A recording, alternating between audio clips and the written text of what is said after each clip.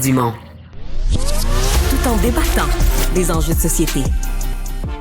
Nouveau service qui, je comprends, combine l'intelligence artificielle avec ce qui existait déjà. On parle de Bonsaï, là, mais AI là, pour Artificial Intelligence. Robot conversationnel, donc, qui est lancé par Bonjour Santé.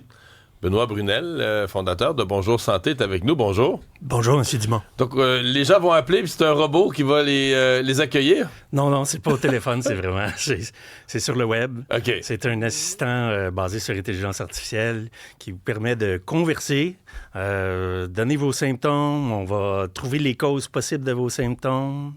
On va proposer des professionnels de la santé à aller voir selon vos symptômes. On va vous donner un degré d'urgence. Donc, c'est un peu un 8 en 1, ce que fait le 8 en 1, mais version robot conversationnel là, en ligne. Oui, je suis content de vous parler du 8 à 1. Le 8 à 1, c'est 1300 infirmières qui font un travail remarquable, là, rien à dire.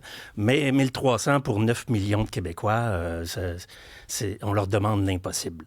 Donc, tandis que Bonsaï, lui, peut gérer le nombre d'utilisateurs multipliés.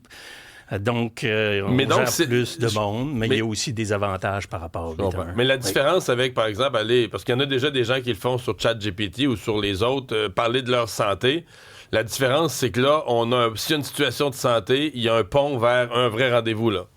Oui, ça, c'est une des grandes différences avec ChatGPT et Dr Google, c'est que nous, on va amener le patient jusqu'à la prise de rendez-vous. Il y a d'autres grandes différences aussi avec ChatGPT. Nous, on pense qu'il est beaucoup plus sécure et fiable. Entre autres, on fait une vérification des drapeaux rouges, donc s'assurer que la personne ne reste pas à la maison avec une situation urgente. Donc ça, on fait cette vérification-là. C'est-à-dire que l'IA va vous avertir s'il y a une personne qui a quelque chose qui semble vraiment très grave, va avertir un être humain derrière ou... Non, on va vous avertir, vous, à l'écran. Votre situation semble vraiment urgente. Allez immédiatement à l'urgence. OK, parce que dans certains cas, ça va être ça la réponse. Exactement. Et là, la personne ne peut pas prendre rendez-vous à ce moment-là. On veut qu'elle aille à l'urgence. Okay. Ça, c'est une des grandes différences qu'on a avec les outils génériques. On a aussi plusieurs engins d'intelligence artificielle qui travaillent en arrière et ils doivent arriver à un consensus avant qu'on vous présente quelque chose. Donc, on évite les hallucinations comme ça. C'est ce matin, c'est disponible aujourd'hui, c'est disponible à partir de quand, Bonsaï? Oui, on a lancé ça en fin de semaine, donc gratuitement pour tous les Québécois. Donc on est très fiers, là, 1 an et demi de travail pour arriver à lancer cet outil-là. On espère que ça va donner de l'oxygène au réseau de la santé parce qu'il y a quand même un bon 70% des gens qui vont à l'urgence qui n'ont pas d'affaires là. C'est des semi-urgences ou pas urgents du tout.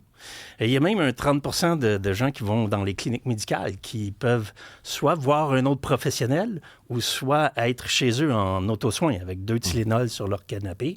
Mais donc, ça, est-ce que Bonsaï pourrait recommander, c'est-à-dire, vous dites à un extrême du spectre, là, dans un cas très urgent, on va dire rendez-vous immédiatement à l'urgence. À l'autre bout du spectre, est-ce qu'on pourrait dire à une personne... Ne consultez pas, vous n'êtes pas à l'étape de consulter. Prenez quelques Tylenol, attendez 24 heures, 48 heures. Bon, s'il y a des complications...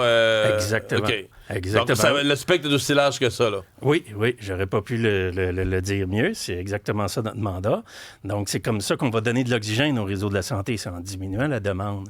Il y a un 10 à 20% des gens qui peuvent rester à la maison qui, en fait, aujourd'hui, consultent dans le réseau de la santé, soit à l'urgence, soit en clinique médicale. Il n'y a pas un risque, parce que la santé, c'est quand même quelque chose de compliqué. Là, même les médecins, des fois, se font prendre. Une personne va consulter, puis 48 heures après, elle fait un infarctus ou quelque chose. Ben voyons, il est allé voir son... Il n'y a pas un risque avec votre outil que, inévitablement, à un moment donné, quelqu'un, soit parce qu'il va mal décrire ses symptômes ou l'intelligence verra pas toute la nuance, puis finalement, la personne, on va dire, personne est décédée, puis 24 heures avant, il est allé sur Bonsaï. On pose vraiment beaucoup de questions avant d'arriver à la suggestion de rester à la maison, et on prend pas de risque. L'outil est très, très prudent. Mais on peut... c'est souvent dans les cas de grippe, M. Dumont. Donc, les cas de grippe, là, c'est pas tout le monde qui doit aller consulter pour un cas de grippe. Des fois, c'est rester à la maison. Souvent, c'est le cas. cas. Pas tous. Il faut faire attention. Je suis pas en train de dire... Tu files pas, tu as de la Je suis fièvre. pas en train de dire que dès que vous avez une grippe, restez à la maison. C'est pas ça. Les cas, c'est plus compliqué. Il faut évaluer femme enceinte, l'âge, tous vos symptômes, la fièvre, depuis combien... Il y a beaucoup de choses à vérifier.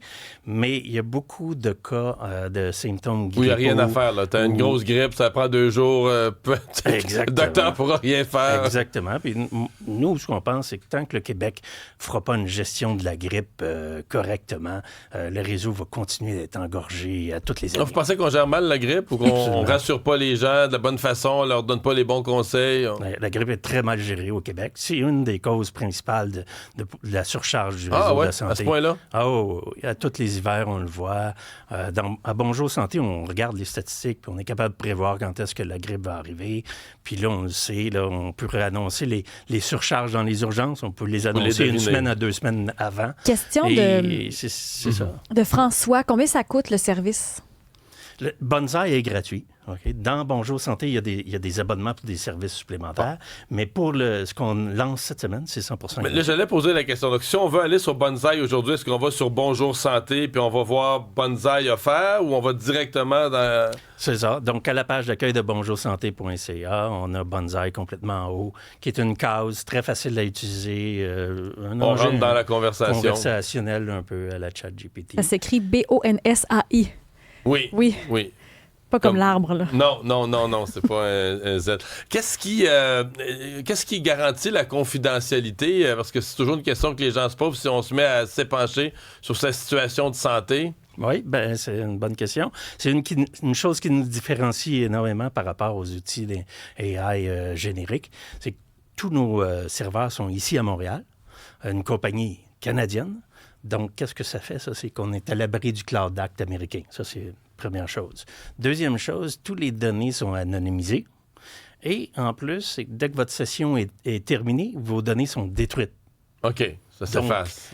La gestion des données, la protection des renseignements personnels, on en a fait une de nos priorités dès le début dans Bonsaï. Denis raconte ici avoir essayé les services de BONSAI, là, puis il dit après plusieurs questions, à un moment donné, la conversation se termine sans nécessairement avoir de réponse. Ça a été son expérience à lui. Ah, OK.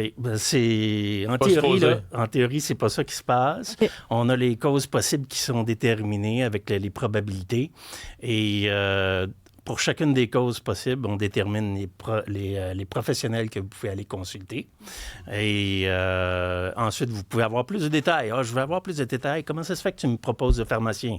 Bien là, on va vous expliquer... Tu peux pousser plus loin la conversation absolument. avec toi. On va vous expliquer. Le pharmacien peut peut-être vous aider avec de telle façon. Il y a un auditeur qui vient de nous téléphoner, qui parlait à Marianne pour poser la question, est-ce qu'il y a une version application là, pour les téléphones, pour les portables? Pour l'instant, il y a une version mobile, là, mais c'est web. C'est web mobile. C'est web mobile. Il n'y a pas d'application comme telle. Pour l'instant, il n'y a pas d'application. Benoît Brunel, fondateur de Bonjour Santé, merci d'avoir été avec nous. Merci, M. Au revoir.